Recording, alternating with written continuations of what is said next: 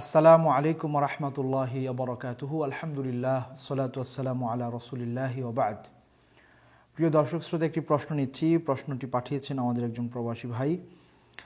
জানতে চেয়েছেন যে রমাদান আল মুবারকে খতম তারাবি উত্তম নাকি সূরা তারাবি উত্তম? জি, সুন্দর প্রশ্ন করেছেন উনি।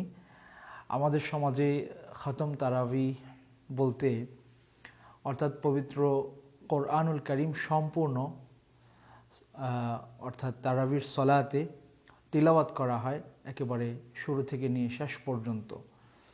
27শে রমাদানে সেখানে খতম করা হয়। তো এই ধারাবাহিকতাকে বলা হয় যে খতমে তারাবি। আর অনেক মসজিদে কোরআনে নানান সূরা তিলাওয়াতের মাধ্যমে ছোট করে সলা আদায় করা হয়, সেটাকে বলা হয় যে সূরা তারাবি। তো প্রশ্ন আসছে যে কোনটি উত্তম হবে।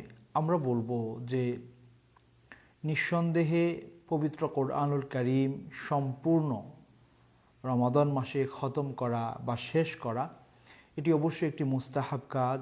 অনেকে এটিকে সুন্নাও বলেছেন। আল্লাহ রসুল সাল্লাল্লাহু আলাইহি ওয়াসাল্লামের কাছে জিবরিল আমিন তিনি পবিত্র রমাদান মাসে কোরআন তার সামনে পেশ করতেন। আবু হুরায়রা রাদিয়াল্লাহু তাআলা আনহু থেকে যে বর্ণনাটি আসছে সেখানে সুস্পষ্টভাবে তিনি বলেন যে আন্না জিবরিল আলাইহিস সালাতু ওয়াস সালাম কানা ইয়ারিদু আলান নবী সাল্লাল্লাহু আলাইহি ওয়াসাল্লাম আল কোরআনা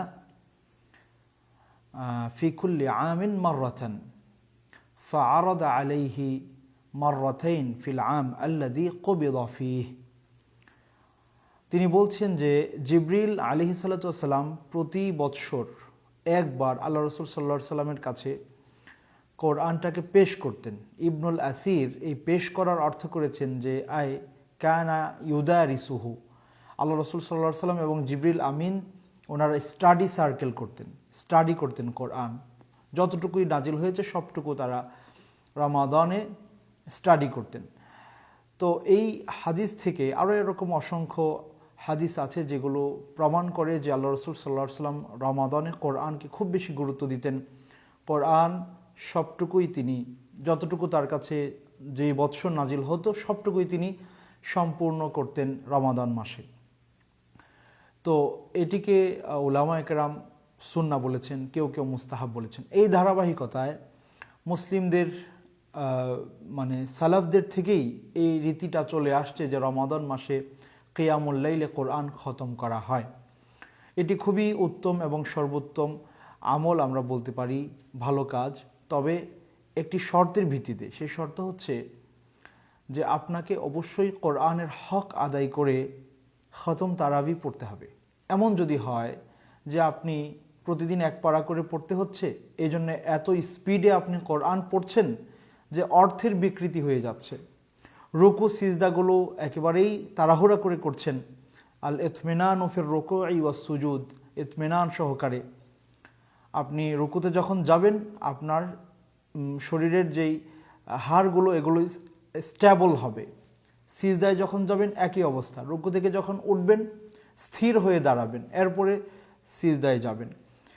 তো এইভাবে সলাতের হক আদায় করে, তিলাওয়াতের হক আদায় করে আপনি যদি খতম তারাবি পড়েন, নিঃসন্দেহে, এতে কোনো সন্দেহ নাই, অবশ্যই ছোট ছোট সূরা দিয়ে সলাতুত তারাবি আদায়ের চেয়ে এই খতম তারাবি অনেক উত্তম, এতে কোনো সন্দেহ নাই।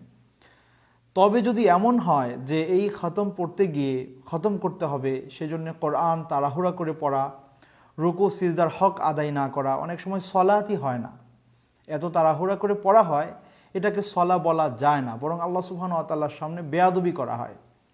নাউযু বিল্লাহি মিন যালিক।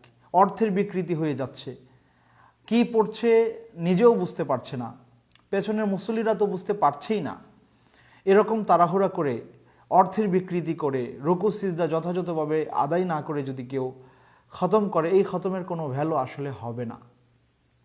তার চেয়ে বরং কেউ যদি সূরা তারাবি একটি সূরা বা দুটি সূরা প্রতি রাকাতে যদি পড়ে, রুকু এবং সিজদা খুব লম্বা করে ধীরস্থিরতার সাথে, তাহলে এই সলাতটুকু ওই তাড়াহুড়ার খতমে তারাবির চেয়ে অনেক উত্তম হবে। মা আয়েশা রাদিয়াল্লাহু তাআলা আনহা আল্লাহ রাসূল সাল্লাল্লাহু আলাইহি ওয়াসাল্লামের রমাদানের সালাত বা রমাদান ছাড়াও অন্য সময়ে কিয়ামুল লাইলের ব্যাপারে বলছেন, ফালা তাসআল আন হুসনিহিন্না ওয়া তুলিহিন্না। আল্লাহ রাসূল সাল্লাল্লাহু আলাইহি ওয়াসাল্লামের সালাত এত দীর্ঘ হতো আর এত সুন্দর হতো, আমাকে জিজ্ঞেস করো না, আমি বর্ণনা করতে পারবো না। তিনি আরেক জায়গায় বলছেন যে হাত্তা তাতাফাত্তারা কাদামাহু, আল্লাহ রাসূল সাল্লাল্লাহু আলাইহি ওয়াসাল্লামের পাগুলো ফুলে ফেটে যাওয়ার উপক্রম হতো। এত লম্বা সময় তিনি দাঁড়িয়ে থাকতেন। এবং অন্যান্য বর্ণনায় আসছে, ইবনে আব্বাস রাদিয়াল্লাহু তাআলা আনহু থেকে আরও অসংখ্য সাহাবী বর্ণনা করেছেন যে তিনি যত সময় দাঁড়িয়ে থাকতেন ওয়াকানা রুকুউহু মিসলাল কিয়াম, রুকুটাও এত দীর্ঘ হতো প্রায়। ওয়াকানা সুজুদুহু হাকাদা, তার সিজদাগুলোও এরকম হতো। এবং আল্লাহ রাসূল সাল্লাল্লাহু আলাইহি সাল্লাম রমাদানের ফজিলত বর্ণনা করে হাদিসে যা বলেছেন যে মান কামা রমাদানা ঈমানান ওয়া ইহতিসাবান গুফিরা লাহু মা তাকদ্দামা মিন যামবি। যে ব্যক্তি রমাদানে কিয়াম করলো, কিয়ামের হক আদায় করে কিয়াম করলো, দাঁড়িয়ে থাকলো, লম্বা সময় দাঁড়িয়ে থাকলো, ঈমানের সাথে ইহতিসাব সওয়াবের প্রত্যাশী হয়ে তার পূর্বে সমস্ত গুনাহগুলো ক্ষমা করে দেওয়া হবে। সুতরাং আমরা এই কথা বলতে পারি যে আপনি যদি যথাযথ হক আদায় করে খাতমে তারাবি পড়েন, নিঃসন্দেহে এটি অনেক উত্তম হবে। আর যদি ওই সুযোগ আপনার না থাকে তাহলে আপনার জন্য অবশ্যই এটি উত্তম, আপনি কোরআনের পছন্দনীয় সূরা থেকে যদি নিজে পড়েন বা কারো পেছনে ইক্তিদা করেন, হতে পারে কোরআনের পছন্দনীয় সূরাগুলো থেকে তিনি তিলাওয়াত করবেন, তিলাওয়াতের হক আদায় করে, সলাতের হক আদায় করে, তাহলে এটি অনেক বেশি উত্তম হবে ওই তাড়াহুড়ার খতম তারাবির চেয়ে। আসুন আমরা আমাদের রমাদানের সলাদগুলো, আসন্ন রমাদানে আমরা যেন সলাদ আমাদের কিয়ামগুলোকে তার হক আদায় করে আমরা আল্লাহ সুবহানাহু ওয়া তাআলার কাছে পেশ করতে পারি, সেই তৌফিক যেন তিনি আমাদেরকে দেন। আমিন। ওয়া সাল্লাল্লাহু তাআলা আলা সাইয়্যিদিনা ওয়া নাবিয়িনা মুহাম্মদ। আসসালামু আলাইকুম ওয়া রাহমাতুল্লাহি ওয়া বারাকাতুহু।